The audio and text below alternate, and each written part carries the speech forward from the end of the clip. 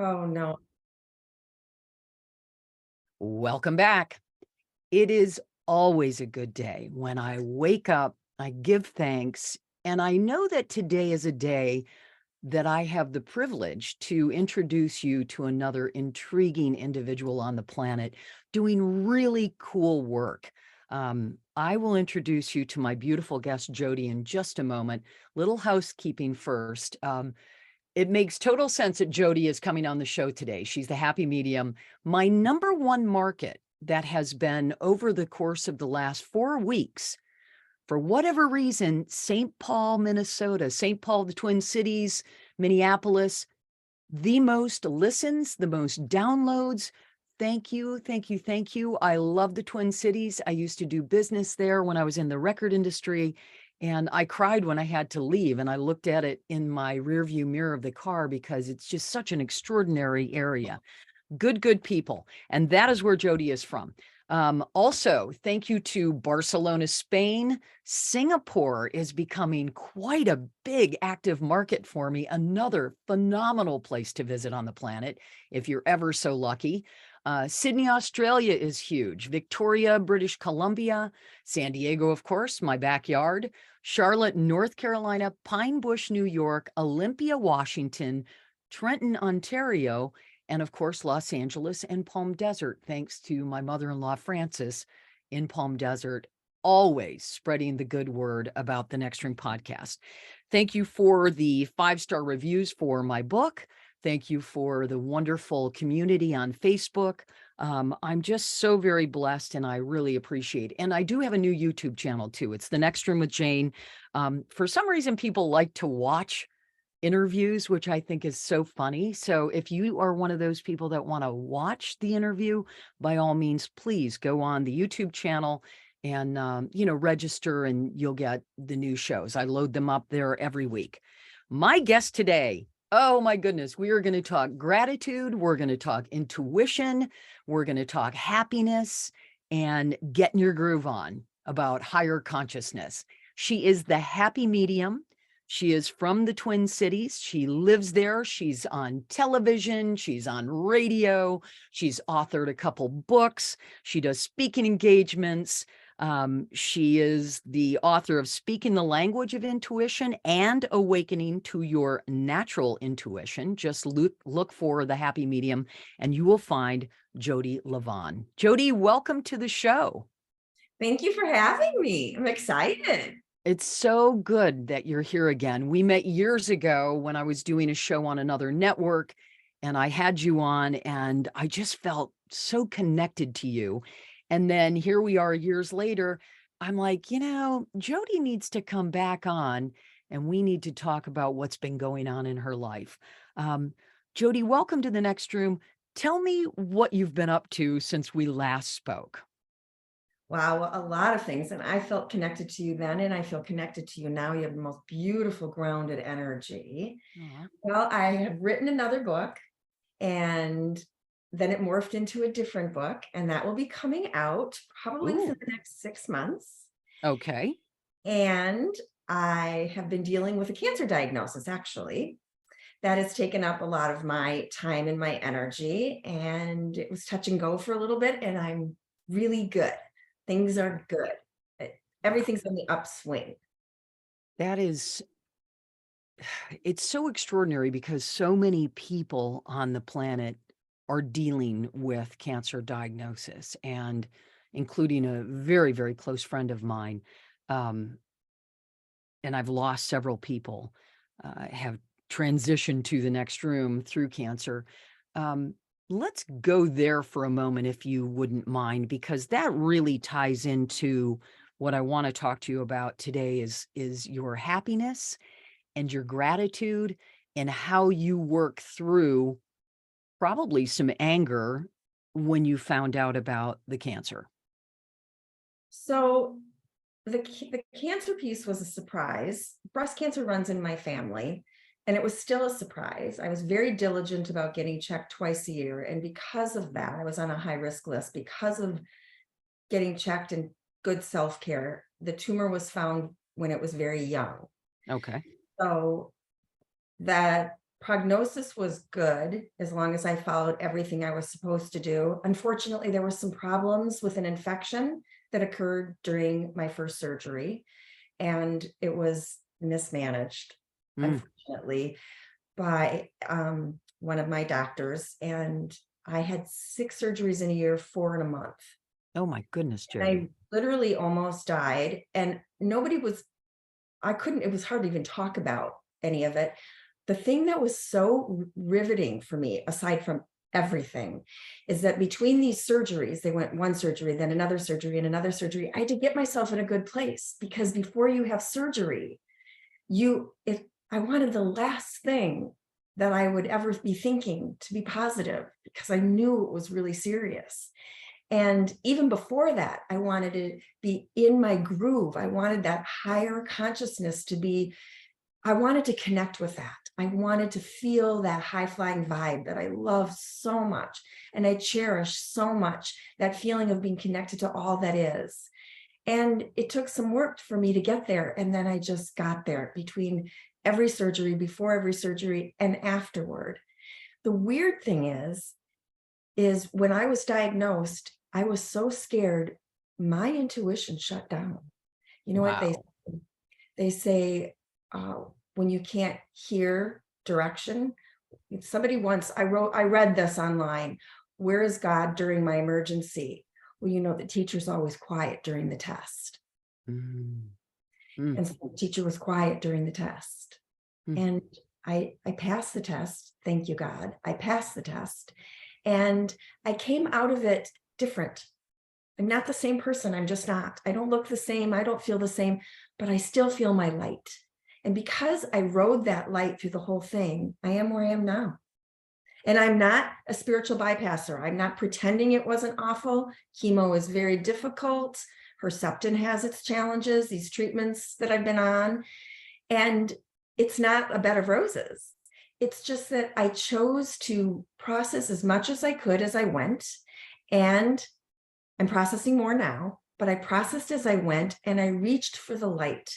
I reached for the less yucky thought. I reached for as much light as I could when I could. And if I was sitting in a pile of I just was there. I allowed myself to be there. I think a lot of us think that we're not supposed to feel anger or sadness or scared, and we are. Your Hmm. feelings are a gift from the universe, and what you do with them is your gift back. So what I did was I processed them as much as I could. I want my life to be, the rest of my life to be full of light as much as possible. And even though there are things that are not comfortable for me now, I want my life to be full of light, and I want the people I love to know I love them. And I want to ask for forgiveness as quickly as I can when I make a mistake, because when I do leave, I want as clean of a slate as I can get. Not because I'm worried about being punished, but because I have the sense of, I want to do that. And that's what I'm doing now. I'm cleaning things out. I'm decluttering my life. I'm connecting with old friends. I'm apologizing where need be. I'm doing all that. And it feels good. Wow. Okay. So much to unpack here. Um, That's me. I love it, and so many things that you said resonate. And that is, we can't bypass anger or feelings of being dismissed, or when we're sad or lonely or whatever it is. We have to sit in that, and whether we examine it, or whether we massage it, or we have a good cry, or go outside and yell with your hands thrown up at the sky, we need to have those emotions, because then we can break through to whatever it is and learn whatever it is we're supposed to learn from those emotions. I love what you said. I reached for the less yucky thought. That is a classic happy medium. Okay, so you said you're different. How are you different, Jodi, from the happy medium Jodi Livon pre-cancer to the gratitude loving, now living with and dealing with now Jodi Livon? What is the difference? So both Jodis were appreciative. I'm even more Okay. appreciative and filled with gratitude now. One of the differences is, and this is huge, is that I used to think everything happened for a reason and, there was something good that was going to come out of it. And I don't anymore because I think that's spiritual bypassing. I do think we are the ones that choose to get the good things out of where we are. That's us. We individually get to choose that. And any goodness that comes out of it, we own. It wasn't some design that we're supposed to be taught this big lesson. It's what we choose to get out of it. It's what we choose to come through with. And it's not as sweet as I thought. It's better because it's real. It's like there's nothing gift giving about cancer, but what I did with it, that was a gift to me because I chose to learn the things I learned and love the way I love and cut through the baloney even more and not worry as much about what people think, because I worry about hurting somebody's feelings. And I'm more willing to cut to the chase. I'm not perfect at it. I'm still working on it, but that's different about me. And the whole law of attraction piece, which I've studied for I've studied it for so long. I feel different about it. I don't feel like if you have a bad thought, you're going to get cancer, because everybody has a bad thought or everybody feels sad. So I did to myself, Jane, what I have never done to anyone else. I blamed myself. I can't believe I'm saying out loud. I blamed myself for the cancer. I've never blamed a client. I've never blamed a friend or a family member, and I blamed myself. And then my husband helped me stop. I'm like, wait, I think pretty positively. I eat really good foods and I drink really good water, and I live in Minnesota where the air is so great. I live a beautiful life.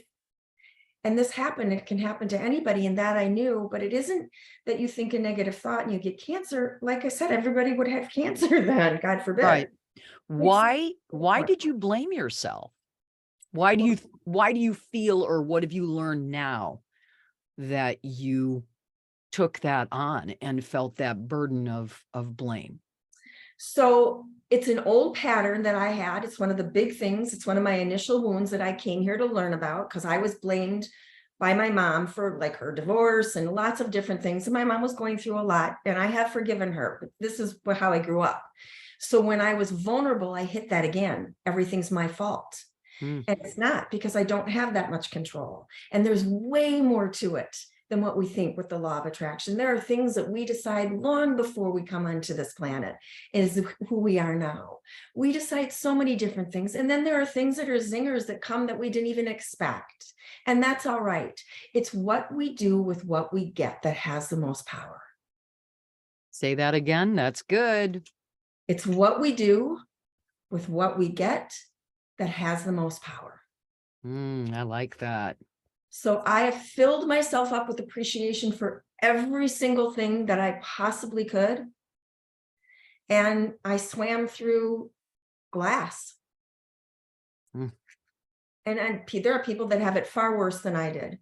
And there are people that don't. So I just knew that this was what I was going through. And I guess I have more self-forgiveness than I used to. And I didn't even think I was a judgmental person, but I'm less so.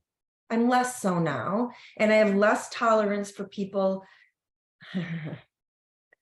doing spiritual bypassing. When somebody actually had the audacity to say to me in the middle, when I really was, I was hours from going septic before that surgery. Well, aren't you grateful at all for what's happened to you?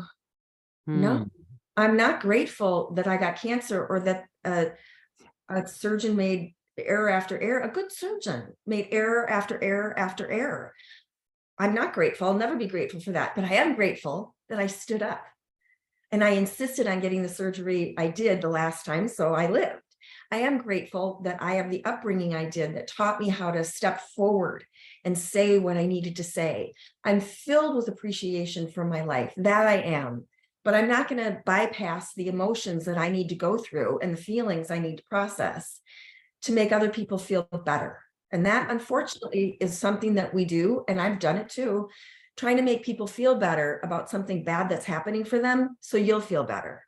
That is something I'm really working on never doing again. And I'm sure I will. And I know I have. And Mhm. people that did it are beautiful people. We just do that. That's what we do. We have to allow people to be in the space that they're in.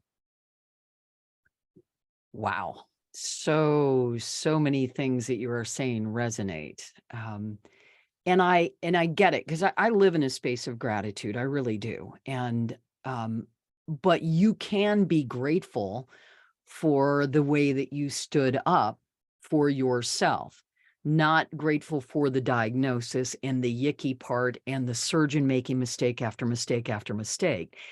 That's not something, "Oh, hey, I'm so grateful that he screwed things up." I was gonna drop a bad word right there, and I didn't.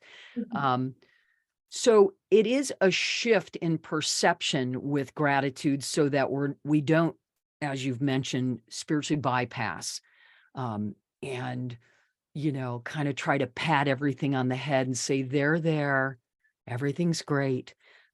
Because everything is not great with everybody on the planet, and there is pain, and there are circumstances that people need to bust through.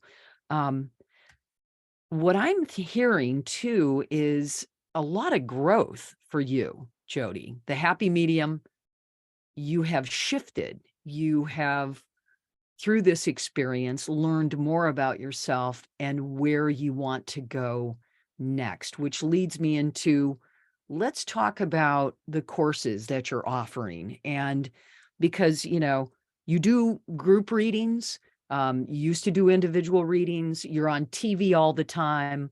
I've seen you out in public where people just, you start getting messages and things come through. But you've done a shift now too, where you want to offer courses. Let's talk about those. So I love doing individual readings, and I did them longer than I probably should have. Most people in my business don't do them for 35, 40 years. I've done them since I was a teen. Wow. And they do wear on you because, I deal with people that's their children have died, different, really, some really sad things. I experience all those things when I'm doing readings, and that's hard on my system. So I Mm, knew years before I ever was diagnosed with cancer that I should go shift to a different direction. And I was trying to, and then all these things like COVID and cancer happened. So what I'm doing is I'm still helping. Of course, I'm still helping. I love helping. I'm doing, in the process of doing online courses. So okay. you can learn how to be more intuitive. You can recognize how intuitive you really are. You can use your inspiration inside of you to be more intuitive. You build your consciousness. You reach a higher goal as a soul. That's what I'm helping people do. I'm writing the courses. I'm recording the courses. I'm doing a new website or upping my website, and they will be available hopefully within the next 6 weeks and probably sooner for purchase. And I I'm going love to that. offer a ton of other things along with it, like tools and techniques. I'm going to do something every quarter where the people that sign up for this via Zoom, I'm going to do big group readings online. Mm, So I do readings, I do events, I do them in different parts of the country. I'm actually going to be going out of the country soon to do them too. I do these events where I do readings, but not the individual. But there's a lot of people that live like in Singapore, like your listeners. There are a lot of people that live all over the world, Israel, that want to work with me. And so these courses, you just click on it, and every month you'll get a new course coming right to you along with several other things. I There's love going to be a lot of different offerings. This is my personality. I want to offer this, and I want to offer this, and I want to it. offer this, but I have to kind of hone it down into the best things. And that's what people will be getting. And I'm very excited to be doing it. It's a dream come true for me to be where I am right now doing this. I'm filled with gratitude and appreciation. I have the most beautiful people that love my work. And I haven't met most of them. I've met some of them. And I like to help people. That's what I like to do. And Yeah. when I was sick, I was thinking, but I don't feel like I'm done helping people. Mm. Well, I love this. I love it's such a cool shift for you, and it's more global in your reach as well. Um, and I'm thinking back to what you said, when you're doing individual readings, there's a lot of pain. People have gone through really tragic situations and they want to reach their loved ones on the other side. And I would assume being a psychic medium. I am not, but I have very good friends that are, that you would kind of almost take some of that. How could you not carry some of that pain and that burden? Like, how do you protect yourself from other people's pain if you're that plugged in, that intuitive, you're an Open. yeah, You're open. open, right, you're like, "Hey, come on," you're an empath. So that's good that you're doing that shift, and as far as the courses go and all of that, I will put links to everything on how people can reach out, connect with you through your current website, that's getting updated, and then you can send them information if they're interested in taking these courses. And it Yes, sounds like it's a lot about, kind of breaking down the wall and maybe a higher consciousness, which I love. That's really cool. Well, good. And what is going on? I love that you said that your husband helped you in the blame game and said, stop that. he did. Um, you He know, was my rock. He was absolutely, completely amazing. And what he had to see and what he had to go through and what my kids had to see and go through and my friends was very scary for them, I know. And I didn't understand a lot of it until afterwards, but they were beautiful. They were beautiful. I am incredibly moved. And the mhm, support that I got from people who follow me on social media and my clients sending me emails and things, and this is going to sound probably really silly, but I didn't know how many people really that I had helped. And I found that out. And it moved me. It still moves me. yeah. It's amazing too, isn't it? That I often, because this show is about every facet of death, right? Death, dying, grief, afterlife, green burial, wills and trusts, you name it. I'll talk about it all because I really honor the next phase of what it is or whatever is waiting. Um, but isn't it amazing that we don't honor ourselves more while we're here? And here it sounds to me like you may have had a living wake, Jodi, where you're alive and well, thank God. And all of these people showed up for you, people that you know personally, and then people that you've just helped from a distance.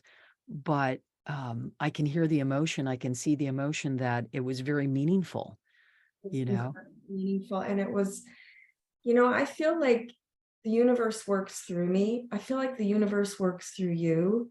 The universe, meaning that beautiful energy that we call God, however, whatever name you want, it's all of light and love, works through me. And it works through all of us when we're in that place.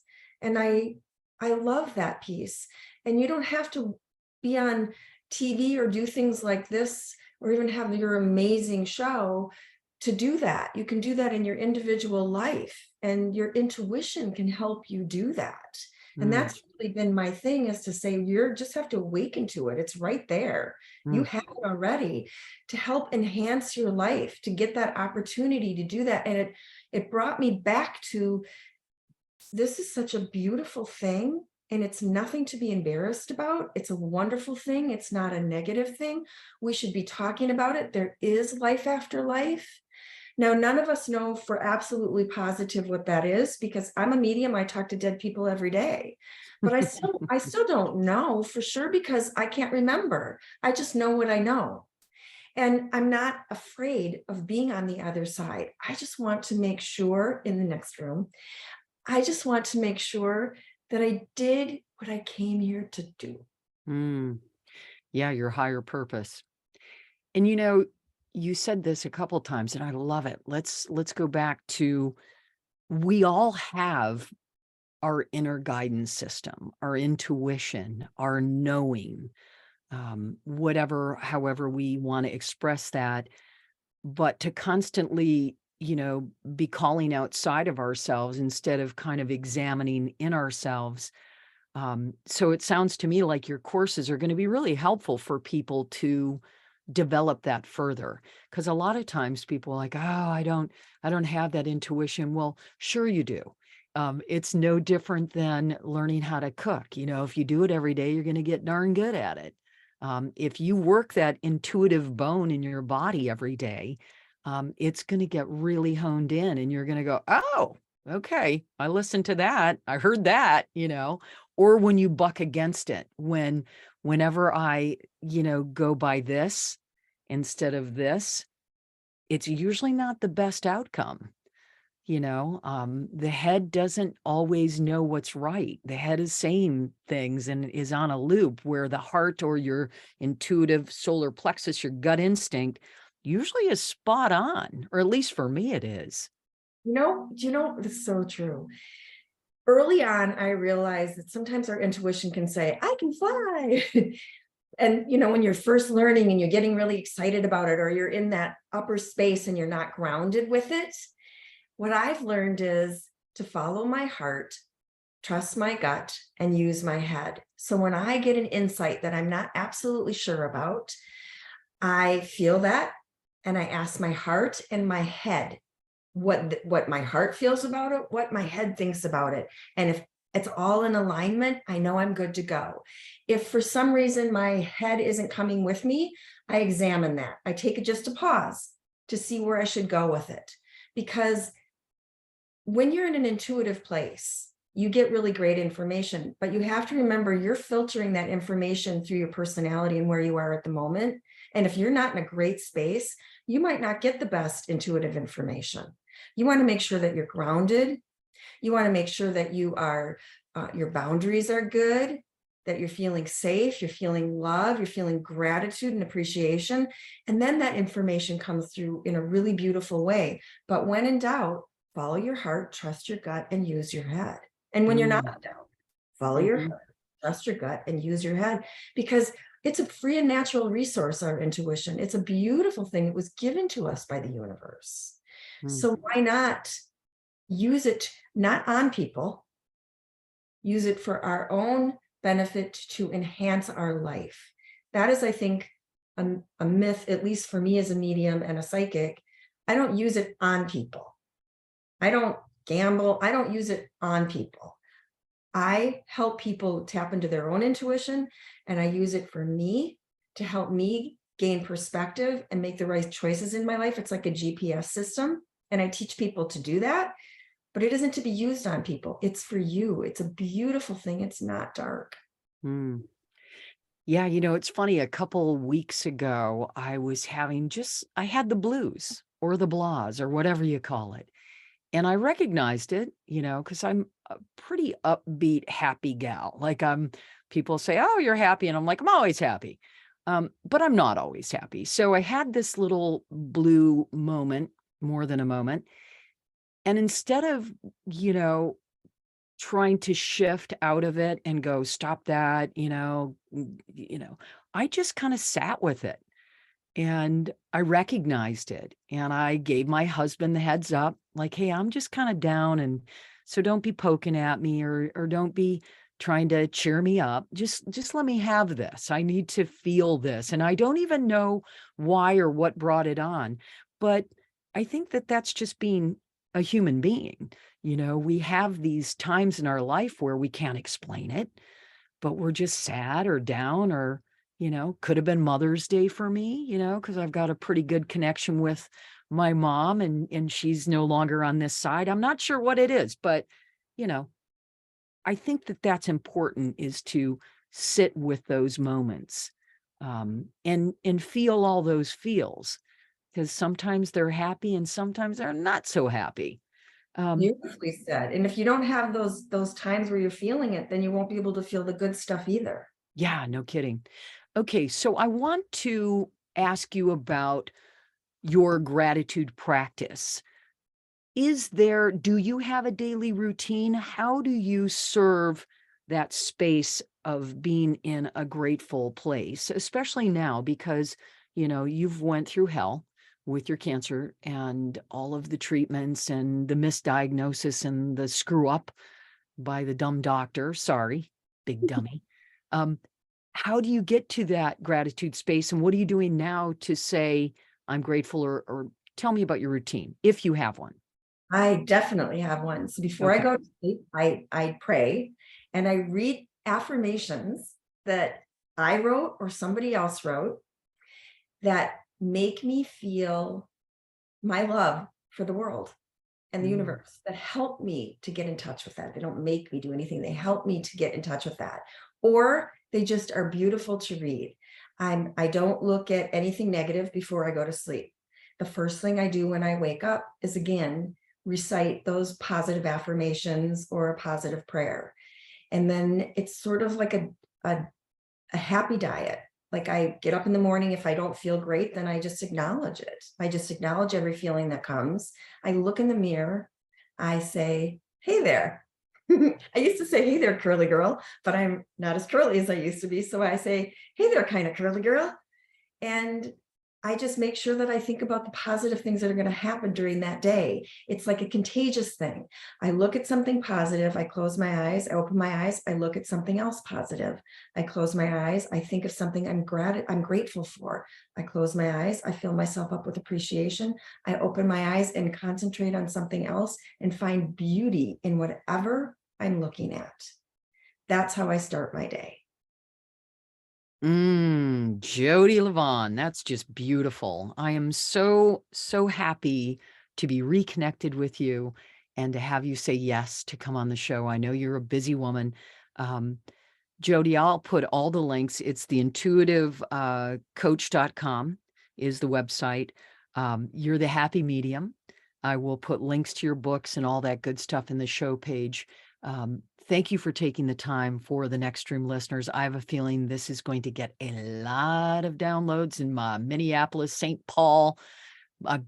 Is it Bloomington? There's something Bloom that tune There's a in. Bloomington, Yeah. absolutely. Okay. Yeah, Yes. that's the like it shows me a big circle with Minneapolis, St. Paul, and then there's a bunch of circles around it. And I'm like, it for some reason, which is great. I'm from Michigan and I've got some good following in Michigan, but boy, Minnesota has just been showing up for the show. So No good people. yeah, very good people. But Yeah. we know good people and you're a good people and you do beautiful work. And thank uh, you so much for what you're doing and for being who you are and shining your light. It's glorious. you bet. I'm filled with gratitude for you.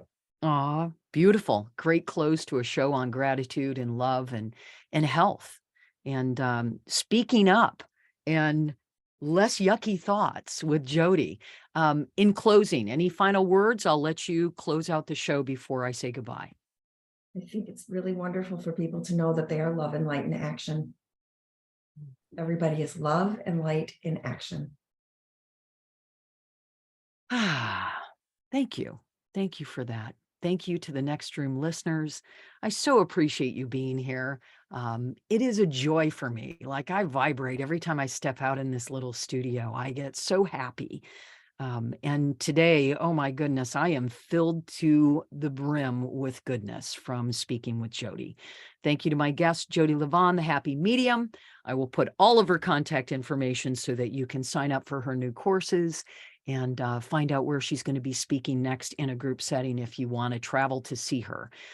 Thanks again for coming on the show. Thank you, Jodi. And much love and light. And thank you so much for being here on The Next Room. I'll talk to you again next week with another fascinating guest.